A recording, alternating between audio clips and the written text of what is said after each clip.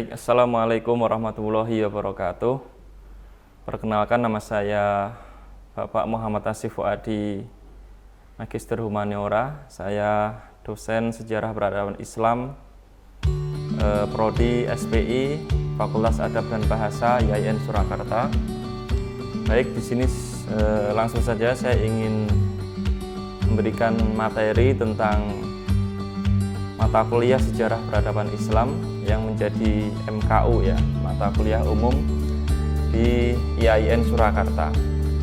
Jadi mata kuliah Sejarah Peradaban Islam ini bisa ditemui di semua fakultas yang ada di IAIN dan di semua prodi, ya. Maka pada kesempatan kali ini saya akan menjelaskan tentang apa itu pengertian sejarah peradaban Islam.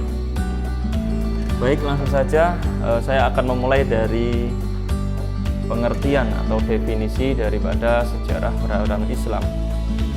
Kalau kita mendengar kata sejarah, tentunya yang terlintas dalam angan-angan kita adalah sejarah itu sendiri diambil dari kata atau dari bahasa Arab, ya, dari kosakata syajarotun. Syajarotun itu sendiri, ya, syajaroh itu artinya pohon. Ada juga dalam dunia barat sejarah history dalam bahasa Prancis atau history Inggris, atau historia dalam bahasa Yunani yang berarti ilmu. Jadi dalam definisi sejarah itu sendiri berarti catatan berbagai peristiwa yang terjadi pada masa lampau. Ya, dalam pengertian yang lain, sejarah adalah kisah dan peristiwa masa lampau umat manusia. Kemudian saya akan mengambil pengertian sejarah menurut beberapa ahli, salah satunya Sidi Ghazalba. Ia menjelaskan bahwa sejarah adalah gambaran masa lalu tentang manusia dan sekitarnya sebagai makhluk sosial, ya, yang disusun secara ilmiah dan lengkap. Jadi gambaran peristiwa masa lalu itu harus disusun secara ilmiah, secara akademis, dan lengkap, kronologis. Ada pembabakan sejarah, ada periodisasi, ya, meliputi urutan fakta masa tersebut dengan tafsiran dan penjelasan yang memberi pengertian dan kepahaman tentang apa yang terjadi pada masa lalu. Itu bisa dirujuk dalam karya Sidi Ghazalba dalam bukunya Pengantar Sejarah sebagai Ilmu, diterbitkan oleh Bharata, ya. Kemudian peradaban Islam.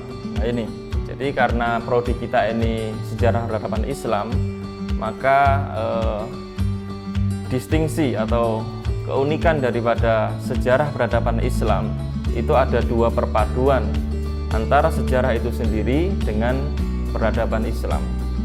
Jadi dalam istilahnya, peradaban Islam itu sendiri berasal dari kata al-hadharah al-islamiyah, ya.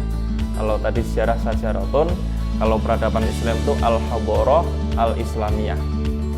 Kata Arab ini juga sering diterjemahkan ke dalam bahasa Indonesia dengan istilah kebudayaan Islam, al-hadharah al-islamiyah. Kebudayaan dalam bahasa Arab adalah as-saqafah. Di Indonesia sebagaimana juga di Arab dan di Barat, masih banyak orang yang mensinonimkan, menyamakan dua kata kebudayaan dan peradaban, meskipun sebetulnya ada perbedaan antara keduanya. Karena kebudayaan adalah bentuk ungkapan tentang semangat yang sangat mendalam dalam suatu masyarakat. Sedangkan ini perbedaan antara kebudayaan dengan peradaban. Manifestasi kemajuan mekanis dan teknologis lebih berkaitan dengan peradaban. Jadi implementasi dari kebudayaan itu sendiri itu lebih condong ke arah peradaban. Kalau kebudayaan lebih banyak direfleksikan dalam seni, sastra, ya, sistem religi dan moral, maka peradaban terrefleksi dalam politik, ekonomi, dan teknologi. Ini juga bisa dirujuk dalam bukunya Badri Yatim ya, yang juga sangat rigid, sangat terperinci dalam menjelaskan apa perbedaan antara kebudayaan dengan peradaban. Oke, langsung saja kita masuk ke dan ilmu bantu sejarah. Ketika sejarah itu menjadi satu ilmu, maka tidak berdiri sendiri. Harus ada beberapa ilmu bantu yang bisa melengkapi kajian sejarah, sehingga apa yang menjadi penelitian itu nanti akan lebih komprehensif, akan lebih lengkap ketika ilmu sejarah itu dibantu dengan ilmu-ilmu bantu yang lain. Di sini ada beberapa ilmu bantu, diantaranya adalah ilmu geografi. Ya. Ketika peristiwa sejarah memiliki ruang lingkup dan waktu dalam konteks ruang dimensi geografi. Ya, misalnya di sini ada penelitian yang menjelaskan tentang sejarah banjir ya. Misalnya ada dosen kita ada yang meneliti tentang sejarah banjir, maka di situ juga akan berkaitan dengan kondisi geografis ataupun topografi suatu daerah yang diteliti. Maka itu nanti akan ada kombinasi antara ilmu sejarah dengan ilmu geografi. Begitu juga dengan sosiologi. Ya, ini banyak sekali ya sejarah sosial, di mana mobilitas sosial itu hendaknya berorientasi pada kemaslahatan baik dunia maupun di akhirat, karena mobilitas sosial berpengaruh pada sistem peradaban Islam. Nah, ini nanti bagaimana sejarah juga berkelindan, berintegrasi dengan rumpun keilmuan sosiologi. Ada juga antropologi, ya, ada juga arkeologi. Banyak sekali ketika kita meneliti satu objek sejarah, misalnya situs sejarah ya, candi dan lain sebagainya, maka itu nanti juga akan dibantu oleh arkeologi. Di sini ada periodisasi sejarah. Maka dalam satu semester kita akan mempelajari rencana pembelajaran semester dimulai pada masa Islam klasik 650, ini pada masa Nabi ya. Kemudian dilanjutkan pada abad pertengahan, kemudian pada masa Islam modern. Nah, ini kita bagi menjadi 3 tahapan ya. Kemudian pada Islam klasik nanti kita mulai pada masa sejarah peradaban Islam pada masa Nabi ya. Di situ adalah titik awal berkembangnya peradaban Islam. Kemudian berlanjut ke masa Khulafaur Rasyidin ketika Nabi meninggal pada tahun 632 Masehi ya. Nah, itu dilanjutkan oleh para sahabat ya, yang secara musyawarah mufakat diangkat menjadi khalifah. Ada Abu Bakar As-Siddiq, kemudian Umar bin Khattab, kemudian Utsman bin Affan, kemudian Ali bin Abi Thalib ya. Setelah itu ada Hasan Husain yang merupakan putra dari Ali bin Abi Thalib. Nah, setelah itu selesai pada masa Khulafaur Rasyidin, dilanjutkan dinasti atau kerajaan ya. Jadi ketika sebelumnya diangkat sistem suksesi atau sistem pemilihan khalifah itu menggunakan musyawarah mufakat, namun setelah selesainya masa Khulafaur Rasyidin, di sini berganti menjadi dinasti yang model suksesinya atau kepemimpinan rajanya itu diangkat secara turun-temurun dari orang tua ke anaknya ya. Seperti dinasti Umayyah ini yang diturunkan kepada anaknya Yazid ya, Yazid bin Muawiyah. Kemudian dilanjutkan dengan dinasti Abbasiyah, yang terkenal adalah Harun ar-Rasyid ya, Harun ar-Rasyid. Kemudian Umayyah II yang ada di Spanyol ini juga ada salah satu Abdurrahman ad-Dakhil, ini bisa lari ke Andalusia. kemudian Fatimiyah, Ayyubiyah, Salahuddin Al-Ayyubi, kemudian masa integrasi. Nah ini. Kemudian berlanjut ke pertengahan, saya bagi menjadi beberapa dinasti juga, dinasti Mamluk, dinasti Turki Utsmani, dinasti Safawi, kemudian dinasti Mughal. Ya, kemudian bergerak ke arah modern ya. Ada Renaissance di Eropa, kemudian penjajahan barat terhadap Islam. Nah, ini kemudian nasionalisme dunia Islam dan lahirnya negara-negara Islam hingga sampailah pengaruh daripada nasionalisme dunia Islam bergerak ke Indonesia sampai ke Indonesia merdeka. Jadi dalam satu semester inilah tema-tema yang akan kita pelajari ya, mulai dari masa Rasul sampai lahirnya negara Islam, termasuk lahirnya negara Indonesia. Itu nanti juga ada pengaruh ya dari nasionalisme di dunia Islam. Nah, ini secara terperinci, ada metode klasik, ada periode klasik, ada periode pertengahan. Ini pada masa periode Mekah ya, periode yang sangat awal sejak zaman Rasulullah. Kemudian Rasulullah sebagai arsitek peradaban Islam itu mengembangkan secara terus-menerus pemikiran dan dakwah Islam, sehingga ada dinamika ya, perkembangan peradaban Islam yang bergerak dari Nabi, kemudian dilanjutkan oleh para sahabat, dari sahabat kemudian ke tabi'in ya, kemudian tabi'in ke tabi'in dan seterusnya. Nah, ini diawali oleh periode Mekah pada tahun 610 Masehi sampai 622 Masehi. Nah, ini ada masa Madinah ya, ketika di Mekah ini agak macet. Kemudian Nabi membangun satu negara yang damai ya, negara di Madinah.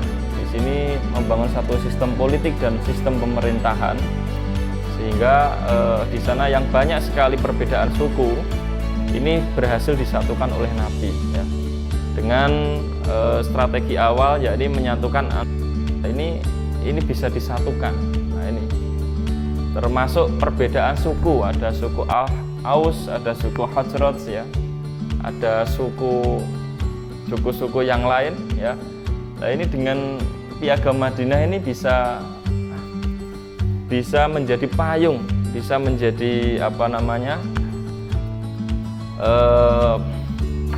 kesepakatan bersama ya, untuk menyatukan berbagai macam perbedaan yang ada di Arab waktu itu, sehingga kelompok yang minoritas itu merasa terlindungi dan juga kelompok yang mayoritas itu tidak semena-mena. Ini salah satunya juga diadopsi oleh founding fathers kita untuk melahirkan konsep Pancasila. Itu juga salah satunya terinspirasi dari perjanjian Madinah ya, Piagam Madinah. Nah, ini ada pembentukan umat, ada hak asasi manusia, ada persatuan seagama ya, ada persatuan segenap warga negara, ada golongan minoritas, ada tugas warga negara, ada perlindungan negara terhadap warga negara, ada pemimpin warga negara, ada politik perdamaian. Itu adalah isi daripada Piagam Madinah. Nah, sepeninggal Nabi Muhammad, maka ada pemimpin tertinggi namanya Khulafaur Rasyidin yang meneruskan, yang mewarisi perjuangan Nabi, dimulai pada masa Abu Bakar. Jadi Abu Bakar ini adalah sahabat yang senior, yang usianya hampir seusia dengan Nabi, sehingga ketika Nabi meninggal, nah ini para sahabat itu melakukan musyawarah mufakat untuk menentukan siapa pemimpin pasca meninggalnya Nabi. Maka pada waktu itu 2 hari setelah Nabi meninggal diputuskan bahwa siapa Abu Bakarlah yang berhak meneruskan kepemimpinan Islam yang dikenal dengan Khulafaur Rasyidin ya. setelah beberapa kebijakan Abu Bakar yang dianggap krusial ya berhasil, di mana Abu Bakar sendiri berhasil memerangi kelompok Riddah. Riddah itu adalah kelompok murtad. Jadi ketika Nabi masih hidup itu setia kepada Nabi, tapi setelah Nabi wafat itu mereka riddah, murtad, keluar dari Islam. Keyakinannya sudah berubah. Maka karena gerakan ini juga masif, menjadi salah satu kebijakan dari Abu Bakar untuk memberantas kelompok riddah ini atau kelompok murtadin, kelompok yang keluar dari Islam. Kemudian nabi palsu ya. Jadi setelah nabi ini kan sebagai penutup para nabi atau istilahnya khatamun nabiyyin. Namun setelah nabi meninggal itu masih ada beberapa di antara orang Arab yang mengaku menerima wahyu, masih menerima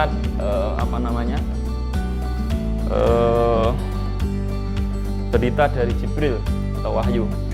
Maka dengan dasar Nabi Muhammad adalah nabi yang terakhir, di sini jelas itu merupakan nabi palsu.